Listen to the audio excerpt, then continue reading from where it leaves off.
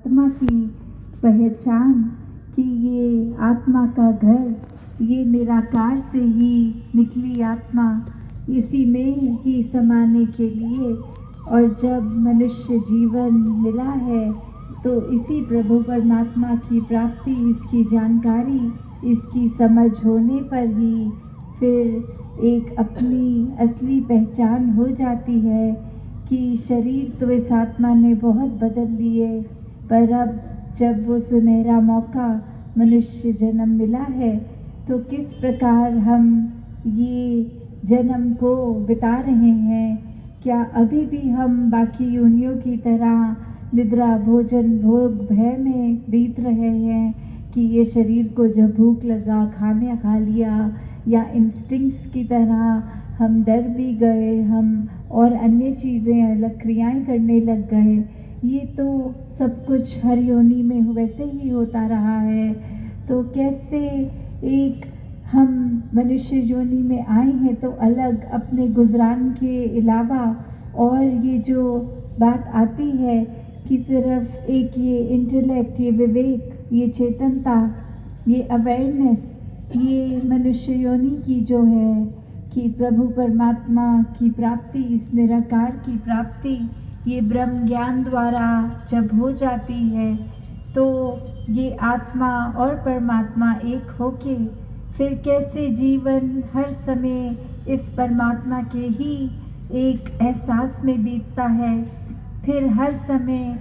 एक उस तरह जैसे अगर एक नदी में पत्ते को डाल दें तो कैसे वो बहुत ही सहजता से एक फ्लो के साथ फ्लोट होते हुए इधर से उधर हो जाता है। चाहे फिर उस नदी में एक पत्थर भी आते हैं तो एक छलकता भी है पानी, वो फिर भी वो पत्ता डूबता नहीं है। कैसे एक जीवन में कुछ भी घटना घटती रहे, जब ये प्रभु परमात्मा का आधार है, जब हमने मन को सरेंडर कर दिया इस परमात्मा पे अनकंडीशनली, कि एक परमात्मा के ऊपर जानते हुए चाहे कुछ भी ये रचना रचे हमारे लिए वही बेहतरी है, उसी में ही अच्छा है। जब उस भाव से सरेंडर होता है, जैसे एक मटका का उदाहरण लें कि हम मटके को अगर ये पूछेंगे कि आप इस घड़े में हमेशा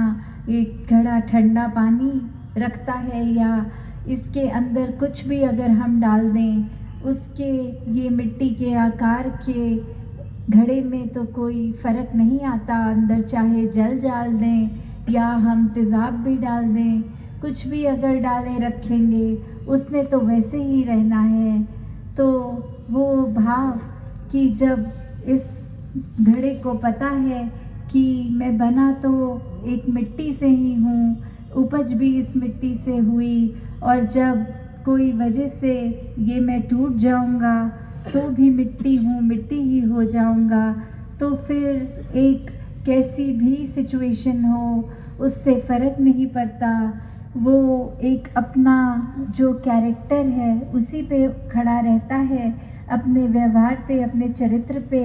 कि जो कार्य करने आया हूँ अपने अंदर ये लिक्विड, ये जो भी समाने के लिए उसको करूँ। और वो हमेशा घड़ा याद रखता है कि बात तो ये कुम्हार की है कि कुम्हार ने मुझे एक घड़ा बनाया, एक पानी के एक संभाल के लिए पात्र बनाया, बनाने को तो वो कुम्हार मुझे कुछ और आकार का बना सकता था जिससे मैं संसार में सिर्फ तकलीफ़ का कारण बनता, पर यहाँ ये कुम्हार की ही दया है जो मुझे सबके प्यास बुझाने के लिए बना दिया। तो अगर हम ये सोचें कि किस प्रकार हम अपने मनों में तो अहंकार भर लेते हैं कि हम कितना अच्छा कार्य कर रहे हैं, हम कैसे सबकी मदद कर रहे हैं, हमारे से अच्छा तो कोई और इंसान हो ही नहीं सकता, हमसे ज़्यादा बलवान तो कोई नहीं हो सकता,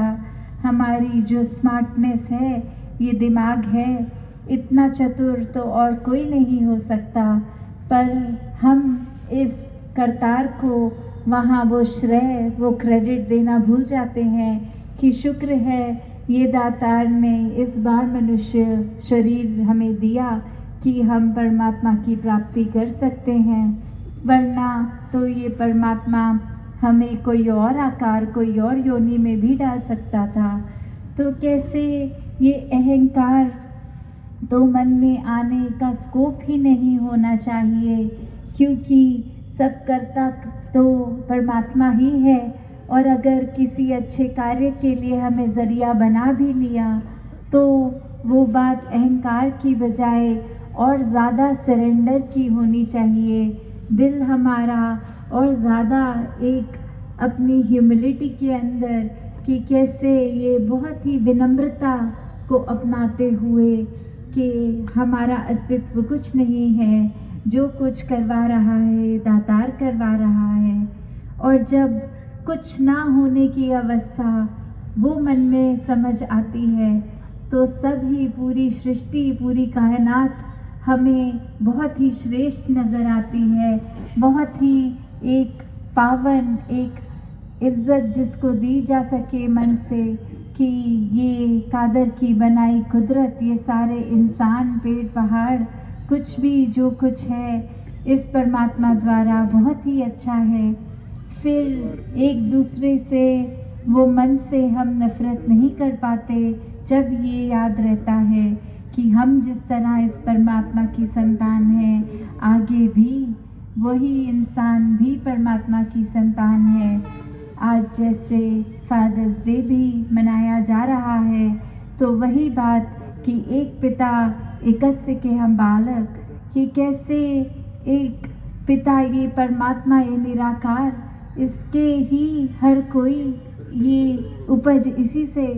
तो कैसे फिर हम ये नफ़रत के कारण बना लेते हैं कि हम श्रेष्ठ हैं, हम अच्छे हैं, दूसरा का तो कौन सा हमारा मुकाबला कर सकता है, हम में तो लाखों गुण हैं, उसमें तो एक भी गुण नहीं है।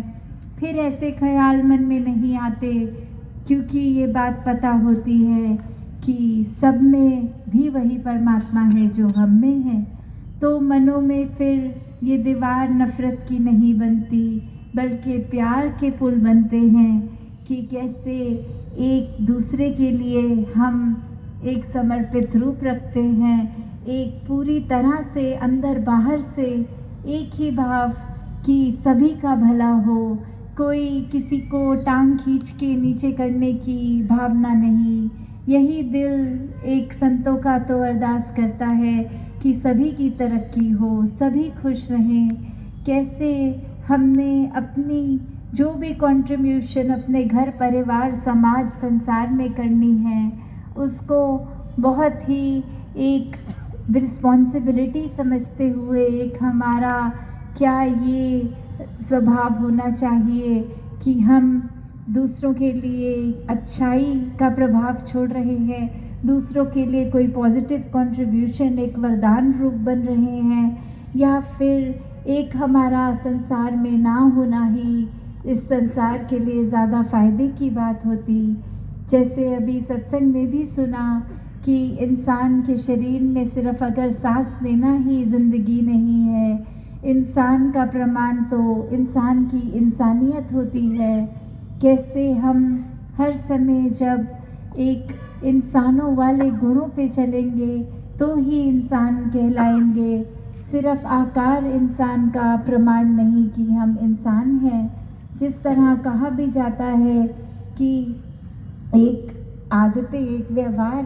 किसी का इस प्रकार है कि होता तो वो इंसान है, पर अच्छी तरह से वो अगर रहता है तो उससे कितना कुछ सीखने को मिलता है कि हर कोई कहते हैं कि ये आदमी नहीं, ये फरिश्ता है।